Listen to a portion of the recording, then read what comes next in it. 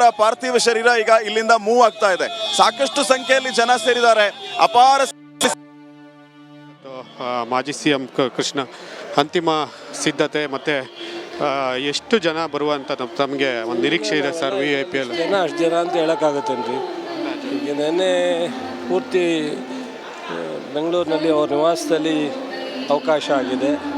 ಬೆಳಗ್ಗೆ ಅಲ್ಲಿ ಬಿಟ್ಟಿದ್ದಾರೆ, ಈಗ ಆನ್ ದಿ ವೇ ಬರ್ತಾ ಇದ್ದಾರೆ. ಇಲ್ಲಿ 3 ಗಂಟೆವರೆಗೂ ಎಷ್ಟೇ ಜನ ಬಂದ್ರೂ ಅವ್ರಿಗೆ ದರ್ಶನ ಮಾಡೋ ಅವಕಾಶ ಮಾಡಿಸ್ತೀವಿ. ಅಷ್ಟು ಇಟ್ಟು ಅಂತ ಏನಿಲ್ಲ, ಎಷ್ಟು ಜನ ಬಂದ್ರೂ ಮಾಡಿಸಿ ಅಂತಿಮವಾಗಿ 3 ಗಂಟೆ ಕ್ರಿಮೇಷನ್ ಪ್ರಾರಂಭ ಮಾಡ್ತೀವಿ. 3 ಗಂಟೆಯಿಂದ ಜಿಲ್ಲಾಡಳಿತ, ಶಾಸಕರು, ಅವ್ರ ಕುಟುಂಬದವರು, ಗುರುಚರಣು, ನಮ್ಮ ಉಪಮುಖ್ಯಮಂತ್ರಿಗಳು ಬಂದು ನೆನ್ನೆ ಎಲ್ಲ ನೋಡಿದ್ದಾರೆ. ಅವರೇನೆಲ್ಲ ಡೈರೆಕ್ಷನ್ ಕೊಟ್ಟಿದ್ದಾರೆ ಅದನ್ನೆಲ್ಲ ಮಾಡಿದ್ದೀವಿ. ಎಲ್ಲವೂ ಒಂದು ಒಳ್ಳೆ ರೀತಿಯಲ್ಲಿ ಯಾವುದೇ ತೊಂದರೆ ಇಲ್ಲದೇ ಮಾಡ್ತೀವಿ. ನೋಡ್ಬೋದು ಎಲ್ಲ ರೀತಿಯ ಸಿದ್ಧತೆನ ನಾವು ಮಾಡ್ಕೊಂಡಿದ್ದೇವೆ ಅನ್ನುವಂಥದ್ದು. ಜೊತೆಗೆ ಈ ಒಂದು ಸ್ಥಳ ಏನಿದೆ, ಈ ಒಂದು ಸ್ಥಳದಲ್ಲಿ ಅಂತಿಮ ದರ್ಶನಕ್ಕೆ SM ಕೃಷ್ಣ ಅವರ ಪಾರ್ಥಿವ ಶರೀರವನ್ನು ಇಡಲಾಗುತ್ತೆ. ಜೊತೆಗೆ 3 ಗಂಟೆಯಿಂದ ಎಷ್ಟು 3 ಗಂಟೆವರೆಗೆ ಎಷ್ಟು ಹೊತ್ತಿನ ತನಕ ಅವರಿಗೆ ಎಷ್ಟು ಜನರನ್ನು ಅಂತಿಮ ದರ್ಶನ ಮಾಡಲಿಕ್ಕೆ ಸಾಧ್ಯವೋ ಅಷ್ಟು ಜನರನ್ನು ಮಾಡಿಸ್ತೇವೆ. ನಂತರ ಏನು ನಿಗದಿತ ಸಮಯಕ್ಕೆ ಅಂತ್ಯಕ್ರಿಯೆ ಮುಗಿಯಬೇಕಾದ ಕಾರಣ ಹಿನ್ನೆಲೆಯಲ್ಲಿ ಅಂತ್ಯ ಸಂಸ್ಕಾರವು ನಿಗದಿತ ಸಮಯಕ್ಕೆ ಬರುತ್ತೆ. ಮತ್ತು ಎಷ್ಟು ಜನ ಬರ್ತಾರೆ ಅನ್ನೋದು ಕೂಡ ಅವರು ಎಲ್ಲರೂ ಪಕ್ಷಾತೀತವಾಗಿ ಒಂದು ಸ್ನೇಹವನ್ನು ಮತ್ತು ಅಭಿಮಾನವನ್ನು ಹೊಂದಿರುವ ಕಾರಣ ಎಷ್ಟು ಜನ ಬರ್ತಾರೆ ಅನ್ನೋಕ್ಕಿಂತ ಬಂದಷ್ಟು ಹೆಚ್ಚು ಜನರಿಗಾಗುತ್ತೋ ಅಷ್ಟು ಜನರಿಗೆ ಅವರ ಅಂತಿಮ ದರ್ಶನವನ್ನು ಮಾಡಲಿಕ್ಕೆ ವ್ಯವಸ್ಥೆಯನ್ನು ಮಾಡಿಕೊಡ್ತೇವೆ ಅನ್ನುವಂಥ ಮಾತನ್ನು ಉಸ್ತುವಾರಿ ಸಚಿವ ಚೆಲುವರಾಯಸ್ವಾಮಿ ಅವರು ಹೇಳಿರುವಂಥದ್ದು. ಕ್ಯಾಮ್ರಾ ಪರ್ಸನ್ ಕಾರ್ತಿಕ್ ಜೊತೆ ಕುಶ್ವಾನ್, ರಿಪಬ್ಲಿಕ್ ಕನ್ನಡ, ಮಂಡ್ಯ. ಹೇಳ್ತೀನಿ, ರಸ್ತೆಯುದ್ದಕ್ಕೂ ಸಾಕಷ್ಟು ಸಂಖ್ಯೆಯಲ್ಲಿ ಜನ ಸೇರಿ ಅಂತಿಮ ದರ್ಶನವನ್ನು ಮಾಡಿಕೊಳ್ತಾ ಇದ್ದಾರೆ. ಇನ್ನು ಇಡೀ ರಾಮನಗರ ಬಸ್ ನಿಲ್ದಾಣ, ಎಕ್ಸಾಕ್ಟ್ಲಿ ನಾನಿರುವಂತಹ ಪ್ಲೇಸಿಗೆ ರಾಮನಗರ ಬಸ್ ನಿಲ್ದಾಣ, ಇಲ್ಲಿ ಅಂತಿಮ ಯಾತ್ರೆಯ ವಾಹನ ನಿಲ್ದಾಣಕ್ಕೆ ಬರ್ತಾ ಇದೆ. ಎಲ್ಲರೂ ಅಂತಿಮ ದರ್ಶನವನ್ನ ಮಾಡಿಕೊಳ್ಳಿ ಅನ್ನುವಂತಹ ಒಂದು ಉದ್ದೇಶ. ಹೀಗಾಗಿ ಸುತ್ತಲೂ ವಾಹನಗಳು ಹಾಗೇನೆ ಜಾಗ ಬೇಕಲ್ಲ.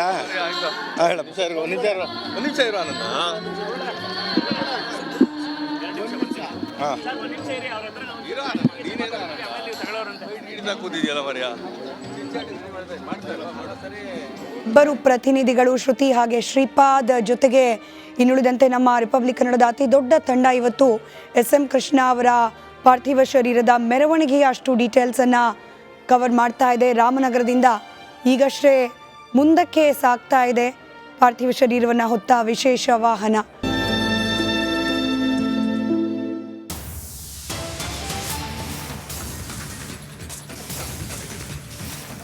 SM ಕೃಷ್ಣ ಅವರ ಅಂತಿಮ ವಿಧಿವಿಧಾನಕ್ಕೆ ಸಿದ್ಧತೆಗಳು ಕೂಡ ಸೋಮನಹಳ್ಳಿ ಬಳಿಯಲ್ಲಿ ಆಗ್ತಾ ಇದೆ. 1,000 kg ಶ್ರೀಗಂಧವನ್ನು ಇದಕ್ಕೋಸ್ಕರ ಬಳಕೆ ಮಾಡಲಾಗ್ತಾ ಇದೆ. ಅಂತ್ಯಕ್ರಿಯೆ ಸ್ಥಳಕ್ಕೆ ಶ್ರೀಗಂಧದ ಮರಗಳನ್ನು ಈಗ ಆಲ್ರೆಡಿ ಅರಣ್ಯ ಇಲಾಖೆ ವಾಹನದಲ್ಲೇ ತರಿಸಲಾಗಿದೆ. ಭಾನುಪ್ರಕಾಶ್ ಶರ್ಮಾ ಅವರ ನೇತೃತ್ವದಲ್ಲಿ ವಿಧಿವಿಧಾನಗಳು ನಡೆಯಲಿದೆ. 3 ಗಂಟೆ ನಂತರದಲ್ಲಿ ವಿಧಿವಿಧಾನಗಳನ್ನು ನಡೆಸಲಿಕ್ಕೆ ಕುಟುಂಬಸ್ಥರು ತೀರ್ಮಾನವನ್ನು ಮಾಡಿಕೊಂಡಿದ್ದಾರೆ. ಇದರ ಜೊತೆಯಲ್ಲೇ ನಿನ್ನೆನೇ ಸರ್ಕಾರದ ಭಾಗವಾಗಿ ಪ್ರತಿಕ್ರಿಯೆಗಳು ಬಂದಿತ್ತು. 3 ದಿನಗಳ ಶೋಕಾಚರಣೆ ಹಾಗೆ ಸಕಲ ಸರ್ಕಾರಿ ಗೌರವದ ಜೊತೆಗೆ ಅಂತ್ಯಕ್ರಿಯೆಯನ್ನು ನಡೆಸಿಕೊಡುವಂತಹ ನಿರ್ಧಾರ.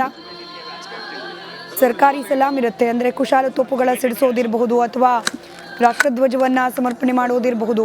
ಈ ರೀತಿಯಾದ ಕ್ರಿಯಾವಿಧಾನಗಳನ್ನು ಸರ್ಕಾರದ ಕಡೆಯಿಂದ ಮಾಡಲಾಗುತ್ತೆ. ಸರ್ಕಾರದ ಪ್ರತಿನಿಧಿಗಳು ಕಾರ್ಯಕ್ರಮದಲ್ಲಿ ಭಾಗಿಯಾಗಿರ್ತಾರೆ. ಇದೆಲ್ಲವೂ ಸರ್ಕಾರದ ಕಾರ್ಯಕ್ರಮ ಆದರೆ ಮತ್ತೊಂದು ಕಡೆಯಲ್ಲಿ ಧಾರ್ಮಿಕ ವಿಧಿವಿಧಾನಗಳು, ಅಂತಿಮ ವಿಧಿವಿಧಾನಕ್ಕೆ ಸಂಬಂಧಪಟ್ಟಂತೆ ಅಂತ್ಯಕ್ರಿಯೆಗೆ ಸಂಬಂಧಪಟ್ಟ ಧಾರ್ಮಿಕ ವಿಧಿವಿಧಾನಕ್ಕೆ ಬಳಕೆ ಮಾಡಲಾಗುವ ಶ್ರೀಗಂಧ, ಇದನ್ನು ಅರಣ್ಯ ಇಲಾಖೆಯ ವಾಹನದಲ್ಲಿ ತರಿಸಲಾಗಿದೆ. 1,000 kgಯಷ್ಟು ತೂಗುವ ಶ್ರೀಗಂಧವನ್ನು ತರಿಸಲಾಗಿದೆ. ಭಾನುಪ್ರಕಾಶ್ ಶರ್ಮಾ ಅವರ ನೇತೃತ್ವದಲ್ಲಿ ಅಂತಿಮ ಕ್ರಿಯಾ ವಿಧಾನಗಳು ನೆರವೇರುತ್ತೆ. ಮತ್ತೊಂದು ಕಡೆ ನೇರ ಪ್ರಸಾರದ ದೃಶ್ಯದಲ್ಲಿ ರಾಮನಗರದಿಂದ ವಿಶೇಷ ವಾಹನ ಹೊರಟಿದೆ ಸೋಮನಹಳ್ಳಿ ಕಡೆಗೆ. ಸೋಮನಹಳ್ಳಿಯಲ್ಲಿರುವ cafe coffee day, SM Krishna ಅವರದ್ದೇ ಜಾಗ, ಅಲ್ಲೇನೆ ಈ ಅಂತಿಮ ವಿಧಿವಿಧಾನಕ್ಕೆ ಏರ್ಪಾಡುಗಳನ್ನು ಮಾಡಲಾಗಿದೆ. ಸಿದ್ಧತೆ ಆಗಿದೆ ಅಂತ ವೈದಿಕ ಏನು ಭಾನುಪ್ರಕಾಶ್ ಶರ್ಮಾ ಅವರು ವೀಕ್ಷಣೆ ಮಾಡ್ತಾ ಇದ್ದಾರೆ. ಜೊತೆಗೆ ಮಂಡ್ಯ ಜಿಲ್ಲಾಧಿಕಾರಿ ಹಾಗೂ ಇನ್ನಿತರೆ ಅಧಿಕಾರಿಗಳ ಜೊತೆ ಯಾವ ರೀತಿ ಪೂಜಾ ಕೈಂಕರ್ಯಗಳಿಗೆ ವ್ಯವಸ್ಥೆ ಬೇಕು ಅನ್ನೋದನ್ನು ನೇರವಾಗಿ ಮಾತಾಡ್ತಾ ಇರುವಂಥದ್ದು. ಅದ್ರ ಜೊತೆಗೆ ಏನು ಒಂದಷ್ಟು ಅವ್ರಿಗೆ ಅಂತಿಮ ವಿಧಾನ ನೆರವೇರಿಸೋದಕ್ಕೆ ಒಂದಷ್ಟು ಜಾಗ ಬೇಕು, ಜೊತೆಗೆ ಒಂದಷ್ಟು ವ್ಯವಸ್ಥೆ ಬೇಕು, ಅದೆಲ್ಲನೂ ಕೂಡ ಮಾಹಿತಿಯನ್ನು ಪಡ್ಕೊಳ್ತಾ ಇರುವಂಥದ್ದು. ಜೊತೆಗೆ ಇಂಥ ಐಟಮ್ಗಳೆಲ್ಲ ಬೇಕು, ಇಂಥ ವಸ್ತುಗಳೆಲ್ಲ ಬೇಕು ಅಂತ ಹೇಳ್ತಾ ಇರುವಂಥದ್ದು. ಅದ್ರ ಜೊತೆಗೆ ಅವರ ಶಿಷ್ಯರಿಂದ ಕೂಡ ಬಂದಿರುವಂಥದ್ದು. ಏನು 3 ಗಂಟೆಯ ನಂತರ ಭಾನುಪ್ರಕಾಶ್ ಶರ್ಮಾ ನೇತೃತ್ವದಲ್ಲಿ ವಿಧಾನಗಳು ಆರಂಭ ಆಗುವಂಥದ್ದು. ಮತ್ತೊಂದೆಡೆ ಶ್ರೀಗಂಧ ಕೂಡ ಬಂದಿರುವಂಥದ್ದು. ಅರಣ್ಯ ಇಲಾಖೆಯ ಅಧಿಕಾರಿಗಳು ಅರಣ್ಯ ಇಲಾಖೆಯ ವಾಹನದಲ್ಲಿ 1,000 kg ಶ್ರೀಗಂಧದ ತುಂಡುಗಳು ಅಂದರೆ ಕಟ್ಟಿಗೆಗಳನ್ನು ತಂದಿದ್ದಾರೆ. ಅಂತಿಮ ಸಂಸ್ಕಾರಕ್ಕೆ ಯಾವ ರೀತಿ ಬೇಕು ಅದೆಲ್ಲ ಸಕಲ ಸಿದ್ಧತೆಗಳು ನಡೀತಾ ಇರುವಂಥದ್ದು. ಚಿತೆಯನ್ನು ಸಿದ್ಧಪಡಿಸುವಂಥ ಸಂದರ್ಭದಲ್ಲಿ 1,000 kg ಶ್ರೀಗಂಧದ ಕಟ್ಟಿಗೆಗಳನ್ನು ಬಳಸಿ ಅಂತ್ಯಕ್ರಿಯೆಯನ್ನು ನೆರವೇರಿಸಲಾಗ್ತದೆ. ಅದಕ್ಕಾಗಿ ಸಕಲ ಸಿದ್ಧತೆಯನ್ನು ಮಾಡ್ಕೊಂಡಿರುವಂಥದ್ದು ದೃಶ್ಯದಲ್ಲಿ ಗಮನಿಸ್ಬೋದು. ಈಗ ಅಂತಿಮ ಸಿದ್ಧತೆಗಳ ಬಗ್ಗೆ ಒಂದಷ್ಟು ಮಾಹಿತಿಯನ್ನು ಭಾನುಪ್ರಕಾಶ್ ಶರ್ಮಾ ಅವರು ಪಡ್ಕೊಳ್ತಾ ಇರುವಂಥದ್ದು. ಒಂದಷ್ಟು ಅಧಿಕಾರಿಗಳು ಕೂಡ ಈ ರೀತಿ ವ್ಯವಸ್ಥೆ ಮಾಡಿದ್ದೀವಿ, ಜೊತೆಗೆ ಇನ್ನೇನಾದರೂ ವ್ಯವಸ್ಥೆ ಬೇಕಾ ಅನ್ನೋದ್ರ ಬಗ್ಗೆ ಕೂಡ ಒಂದಷ್ಟು ಮಾಹಿತಿಯನ್ನು ಕೊಡ್ತಾ ಇರುವಂಥ ಕೆಲಸವನ್ನು ಮಾಡ್ತಾ ಇದ್ದಾರೆ. ಒಂದು ಕಡೆ ಸರ್ಕಾರಿ ಸಕಲ ಗೌರವಗಳಿಂದ ಅಂತ್ಯಕ್ರಿಯೆ ನೆರವೇರಿದ್ರೆ, ಮತ್ತೊಂದೆಡೆ ಏನು ಒಕ್ಕಲಿಗ ಸಂಪ್ರದಾಯದಂತೆ ವಿಧಾನಗಳು ಕೂಡ ನೆರವೇರುವಂಥದ್ದು. ಪೂಜಾ ಪುನಸ್ಕಾರಗಳನ್ನು ನೆರವೇರಿಸೋದಕ್ಕೆ ಭಾನುಪ್ರಕಾಶ್ ಶರ್ಮಾ ಅವರು ಬಂದಿರುವಂಥದ್ದು. ಇನ್ನು ಈ ಭಾಗದಲ್ಲಿ ಗಮನಿಸ್ಬೋದು, ಅಂತ್ಯಕ್ರಿಯೆ ನೆರವೇರುವಂಥ ಸಂದರ್ಭದಲ್ಲಿ ಗಣ್ಯರು ಹಾಗೂ ಸಾಧು ಸಂತರು ಕುಳಿತುಕೊಂಡು ಅಂತ್ಯಕ್ರಿಯೆಯನ್ನು ವೀಕ್ಷಣೆ ಮಾಡೋದಕ್ಕೆ, ಜೊತೆಗೆ ವಿಧಾನಗಳನ್ನು ವೀಕ್ಷಣೆ ಮಾಡೋದಕ್ಕೆ ವ್ಯವಸ್ಥೆಯನ್ನು ಮಾಡಲಾಗಿದೆ.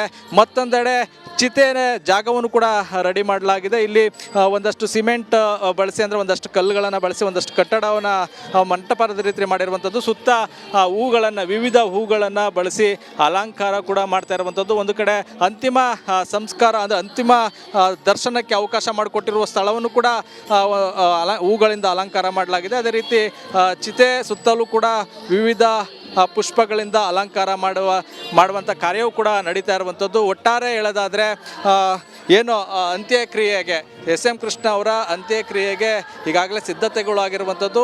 3 ಗಂಟೆವರೆಗೂ ಕೂಡ ಸಾರ್ವಜನಿಕರಿಗೆ ಪಾರ್ಥಿವ ಶರೀರವನ್ನು ದರ್ಶನ ಮಾಡಿಕೊಳ್ಳೋದಕ್ಕೆ ಅವಕಾಶ ಮಾಡ್ತಾರೆ. ಅದಾದ ನಂತರ ಸರ್ಕಾರಿ ಸಕಲ ಗೌರವಗಳು ಹಾಗೂ ಒಕ್ಕಲಿಗ ಸಂಪ್ರದಾಯದಂತೆ ವಿಧಾನಗಳು ನೆರವೇರುವಂಥದ್ದು, ಅಂತ್ಯಕ್ರಿಯೆ ನೆರವೇರುತ್ತದೆ. ಕ್ಯಾಮ್ರಾಮನ್ ರಾಕೇಶ್ ಜೊತೆ ಆನಂದ್, ರಿಪಬ್ಲಿಕ್ ಕನ್ನಡ, ಮಂಡ್ಯ. ಇನ್ನು SM ಕೃಷ್ಣ ಅವರ ಹುಟ್ಟೂರಿನ ಮನೆ ಬಳಿಯಲ್ಲೂ ಕೂಡ ಸಾಕಷ್ಟು ಜನ ಸೇರಿದ್ದಾರೆ ಅಂತಿಮ ದರ್ಶನವನ್ನು ಪಡೆದುಕೊಳ್ಳೋ ಸಲುವಾಗಿ. ಅಲ್ಲಿ ಯಾವ ರೀತಿ ಇದೆ, ಹಾಗೆ ಅಂತಿಮ ಯಾತ್ರೆ ಎಲ್ಲಿವರೆಗೂ ತಲುಪಿದೆ, ಇದೆಲ್ಲದರ ಡೀಟೇಲ್ಸನ್ನು ನಿಮ್ಮ ಮುಂದೆ ಇಡ್ತಾ ಹೋಗ್ತೀವಿ ಬ್ರೇಕ್ ಆದಮೇಲೆ.